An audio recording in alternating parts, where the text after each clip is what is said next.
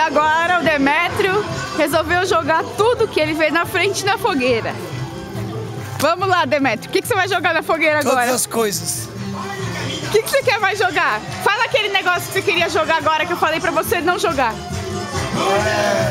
Álcool. Você vai jogar agora na fogueira. Álcool. Mas não, fala sério, o que você vai jogar agora? Álcool.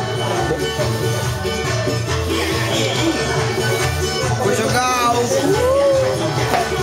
Álcool. Ó, a Erika trabalhando, hein? Na festa junina. Já passou o cara. Não tem mais nada pra você jogar na fogueira? Vou jogar essa faca. Não. Faca melhor não, ela pode ser útil. Esse pano. Ah, esse pano tá meio velho, né? Não, minha mãe vai ficar brava. Vou jogar detetive. Ah, esse botijão de gás, ó. Isso aqui faz explosões. Olha, o botijão de gás você pode jogar na fogueira.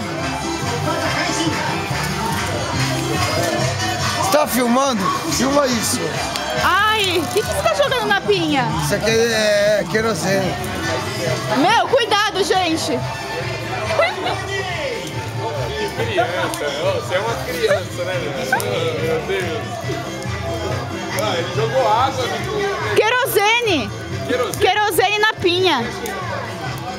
Agora ele tá pondo o dobro de querosene. Nossa, agora ele vai trabalhar. Não, cuidado, Demétrio. Cuidado, Demétrio. Meu. Não, é perigoso.